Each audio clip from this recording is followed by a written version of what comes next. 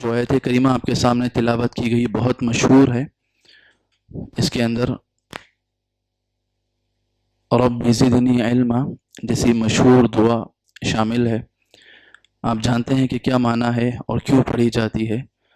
رب زدنی علما کہ پروردگارہ اے میرے رب مجھے علم میں زیادہ فرما، میرے علم میں اضافہ فرما۔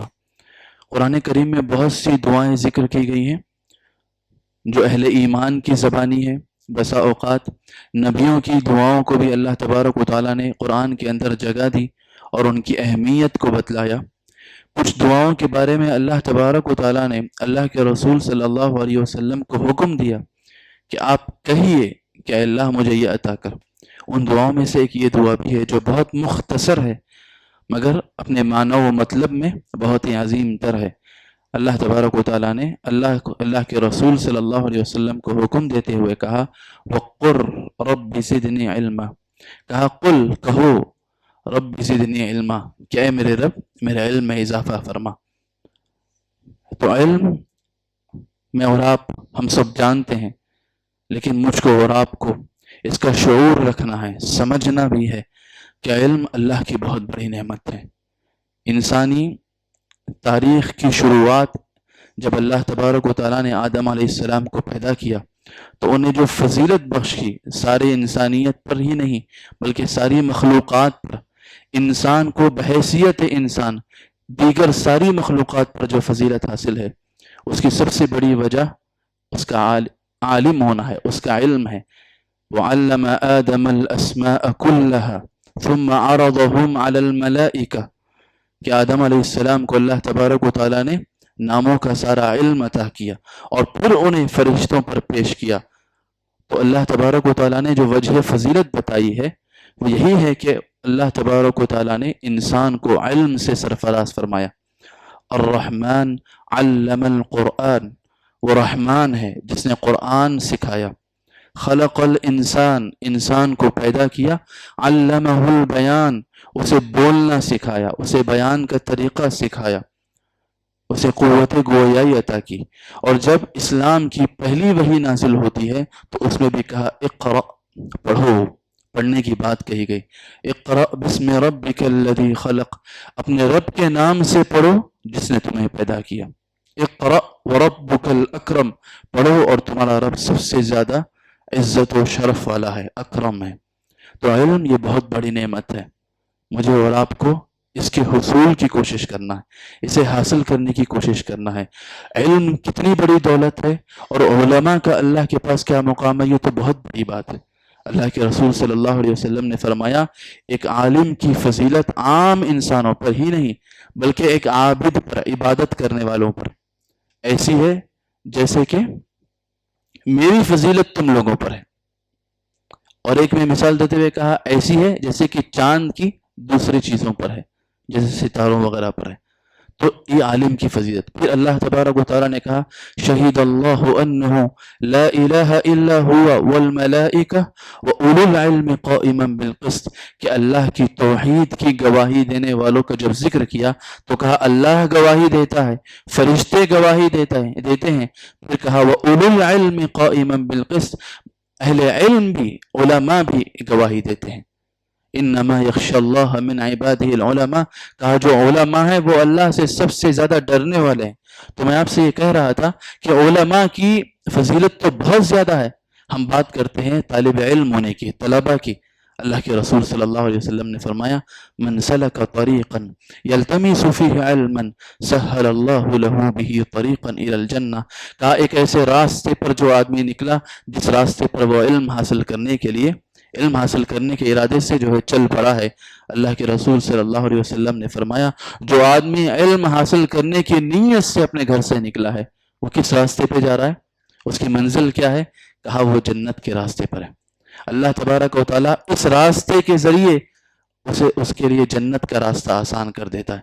تو عالم کی بات چھوڑیے، ہم جیسے جو طلبہ ہے، ہم علم حاصل کرنا چاہتے ہیں، روزانہ کچھ سیکھنا چاہتے ہیں، روزانہ اپنے علم میں اضافہ کرنا چاہتے ہیں، اللہ کی پہچان، اللہ کی معرفت، اس کے اسماء و صفات، اللہ تبارک و تعالیٰ کی ذات کا علم حاصل کرنا چاہتے ہیں، اللہ کے رسول صلی اللہ علیہ وسلم کی سکھائی ہوئی پیاری تعلیمات سیکھنا چاہتے ہیں، دعاؤں کو یاد کرنا چاہتے ہیں، ذکر و اذکار یاد کرنا چاہتے ہیں اور اس پر اسے پڑھنا چاہتے ہیں، اللہ کے رسول صلی اللہ علیہ وسلم کی حیات طیبہ اور آپ کی خوبصورت زندگی کے واقعات سن کر اپنی زندگیوں میں اسے امپلیمنٹ اور تطبیق دینا چاہتے ہیں۔ اسی طرح میرے اور آپ کی یہ جو طلب ہے، طلب علم کی، علم حاصل کرنے کا جو شوق اور خواہش ہے، یہ مجھ کو اور آپ کو کس راستے پر لے جا رہا ہے؟ جنت کے راستے پر۔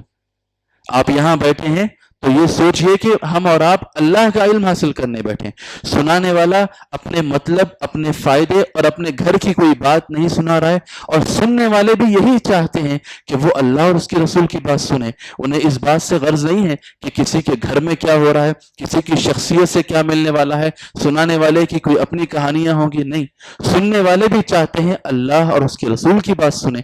تو لہٰذا طالب علم ہوئے، سنانے والا طالب علم، سننے والے طالب علم، تو ایسی محفلیں اور مجلسیں کس قدر مبارک ہے۔ اللہ کے رسول صلی اللہ علیہ وسلم نے فرمایا، جس جگہ بھی اللہ کا قرآن پڑھا جاتا ہے، اللہ کا ذکر کیا جاتا ہے اور علم کی باتیں ہوتی ہیں، اس کی مدارست ہوتی ہے، سیکھنے سکھانے کی بات ہوتی ہے، اللہ کے رسول صلی اللہ علیہ وسلم نے فرمایا ایسی محفلوں میں اللہ کی رحمت اترتی ہے۔ آپ نے فرمایا فرشتے اپنے پروں سے ڈھانپ لیا کرتے ہیں، اور یہ محفلیں، یہ مجلسیں اس قدر عظیم تر ہوتی ہیں کہ اللہ کے رسول صلی اللہ علیہ وسلم سے پوچھا گیا، یہ جو ساری فضیلت ہے، کیا یہ فضیلت ایک ایسے آدمی کو بھی نصیب ہوگی جو راہ سے گزر رہا تھا، اس نے دیکھا کہ کچھ پڑھنے پڑھانے کی بات ہو رہی ہے، قرآن یا دیگر دینی مجلس یہاں پر جمی ہوئی ہے، اور وہ بیٹھ گیا، تو کیا یہ فضیلت اسے بھی حاصل ہوگی؟ اللہ کے رسول صلی اللہ علیہ وسلم نے فرمایا، ہم جلسا لا یشقا جلیسہم، کہا یہ وہ لوگ ہیں ان کے ساتھ بیٹھنے والا بھی خسارے میں، نقصان میں نہیں رہے گا، بدبخت نہیں ہوگا، یہ فضیلت اسے بھی مل جائے گی۔ تو میں اور آپ، مجھے اور آپ کو یہ سمجھنا ہے کہ یہ علم اللہ کی بہت بڑی دین ہے، لیکن اسے سیکھنا پڑے گا، اسے حاصل کرنا پڑے گا۔ آپ علم میں اللہ تبارک و تعالیٰ نے کوئی تقسیم نہیں کی، علم چاہے وہ کیسا بھی ہو، اسے کسی حدوں میں، کسی بارڈر میں اللہ تبارک و تعالیٰ نے قید نہیں کیا۔ آپ چاہے ڈاکٹریٹ کریں، آپ چاہے میڈیکل لائن میں جائیں، آپ چاہے وکالت کریں، آپ چاہے سائنٹسٹ بنیں، علم کی جو بھی حدیں ہو سکتی ہیں، حالانکہ حدیں کوئی ہے نہیں، لامحدود سمندر ہے، لیکن جو جیسے بھی اس سمندر میں غوطے لگانا چاہتا ہے، اسلام انکریج کرتا ہے، اسلام ہمت افزائی کرتا ہے، اسلام آگے بڑھنے کی تعلیم دیتا ہے۔ آپ آگے بڑھیے اور علم حاصل کیجئے۔ اسی لیے آپ دیکھیں گے، آپ تاریخ پڑھیں گے، جب یورپ سارا کا سارا ڈارک ایجز میں زندگی گزار رہا تھا، اس پر جو ہے جہالت کی تاریکیاں چھائی ہوئی تھیں، اس وقت مسلمانوں کا عروج تھا، اور مسلمانوں نے ہر میدان میں، چاہے وہ سائنس ہو، میڈیکل ہو، ہر میدان میں دنیا کو بہت کچھ دیا، اور بعد میں اسی کا ٹرانسلیشن اور ترجمہ کر کے یورپ والوں نے فائدہ اٹھایا، اور مسلمان اپنی عیاشیوں میں بستر اوڑھ کر سو گئے۔ تو خیر یہ الگ بات ہے، لیکن میں کہنا چاہ رہا تھا علم کی تقسیم نہیں ہے، لیکن ان تمام علوم کے اندر اگر کسی کو فضیلت حاصل ہے، کسی کو برتری حاصل ہے، اور جس پر ثواب بھی انشاءاللہ ہر لفظ پر ملنے والا ہے، وہ ہے علم دین۔ لہٰذا مجھے اور آپ کو اس کے سیکھنے کی طرف توجہ دینا ہے۔ جہاں میں اور آپ سیکھیں گے، وہاں یہ کوشش کریں گے کہ ہم اپنے بچوں کو، ہم اپنے آنے والی نسل کو، ہم اپنے گھروں میں ایسے لوگ پیدا کریں جو حفاظ ہوں، جو علماء ہوں، جو علم دین حاصل کرنے کے لیے خاص ہو جاتے ہوں، کیونکہ اللہ تبارک و تعالیٰ نے فرمایا تم میں ایک ایسی جماعت بھی ہونی چاہیے جو خاص طور پر اس علم کو حاصل کرنے کے لیے، دین میں تفقہ اور سمجھ حاصل کرنے کے لیے اللہ تبارک و تعالیٰ کے لیے وقف ہوں، وہ اپنا وقت لگائیں، وہ جو ایک زندگی کا ایک حصہ اس پر گزاریں، اور پھر جب وہ واپس اپنی بستی، اپنے شہر لوٹیں، تو پھر وہ لوگوں کو دین کی تعلیم دے اور دعوت دیں۔ یہ بہت ضروری ہے۔ آپ دیکھتے ہیں کہ ہمارے اور آپ کی آج کے اس مادہ پرست دور میں جب ایک کوئی فلم ایکٹر یا کوئی کرکٹر نکلتا ہے تو اس کے بہت زیادہ فینس ہوتے ہیں، آج کی دنیا ان لوگوں کے پیچھے بھاگتی ہے، تو ایک سیکنڈ کے لیے نوجوانوں کو یہ چیزیں بہت زیادہ بھاتی ہیں، انہیں انسپائر یہ چیزیں کرنے لگی ہیں۔ افسوس کی بات تو ہے، لیکن انسانی نفسیات پہ یہ چیزیں بہت زیادہ اثر کرتی ہیں۔ آپ کو پتہ ہونا چاہیے. میں نے کہا نا عالم کی بات چھوڑیے, علماء کی بات چھوڑیے, ہم طلبہ علم جو مختصر سا علم حاصل کرنے کی کوشش کر رہے ہیں, کچھ سیکھنے سکھانے کی کوشش کر رہے ہیں, اللہ نے ان کے لیے اتنی بڑی فضیلت سنائی ہے. اللہ کے رسول صلی اللہ علیہ وسلم کہتے ہیں جو آدمی علم حاصل کرتا ہے, پہلی بات تو وہ جنت کے راستے پر ہے, جنت کا راستہ اس کے لیے آسان ہو رہا ہے. دوسری بات کہا کہ ہر چیز اس کے لیے دعائے مغفرت کرتی ہے, ہر چیز اس کے لیے دعا کرتی ہے. آپ علم حاصل کرنے کے لیے نکلے یا آپ کا بچہ علم حاصل کرنے کے لیے مدرسے کی چار دیواری میں رہے, تو آپ سمجھیے کہ اس بچے کی حفاظت کے لیے, اس بچے کی مغفرت کے لیے, یا اس بچے کی رحمت کے لیے, یا اس بچے کے علم کی آسانی کے لیے صرف ماں باپ ہی دعا نہیں کر رہے, اساتذہ ہی دعا نہیں کر رہے, دنیا کی ہر چیز دعا کر رہی ہے. اللہ کے رسول صلی اللہ علیہ وسلم نے فرمایا حتی الحیطان فی جوف الماء, کہ سمندر کی مچھلیاں بھی ان کے لیے دعا کر رہی ہیں. اب آپ سوچئے کیسی فین فالوئنگ ہے, ہم انسانوں کا سمندر دیکھ کے پریشان ہو رہے ہیں, سمندر کی مچھلیاں بھی وہاں پر فین ہوئی جا رہی ہیں. سمندر کی مچھلیاں بھی ایک طالب علم اور ایک عالم کی جو ہے فین فالوئنگ میں شامل ہے. تو مجھے اور آپ کو یہ ظاہری چمک دمک, یہ ظاہری چکا چون اور یہ تھوڑی دیر کی چیزوں کے پیچھے نہیں بھاگنا ہے, بلکہ ان چیزوں کے پیچھے بھاگنا ہے جو کہ ہمیشہ باقی رہیں گی. یہ 4 دن میں ختم ہونے والی ہے. آج کا مووی ایکٹر ٹھیک ٹھاک ہے, کل وہ بوڑھا ہو جائے گا, کوئی اسے پوچھتا بھی نہیں ہے کوئی, ہے نا. ایک زمانہ اس کی واہ واہی کرتا تھا, ایک 20-30 سال کے بعد کوئی اسے پوچھنے والا بھی نہیں ہوتا ہے. دنیا پھر ایک نئے آدمی کے پیچھے بھاگتی ہے, اور یہ سائیکل ایسے ہی چلتا ہے. لیکن علم آپ کے لیے ہمیشہ رہے گا.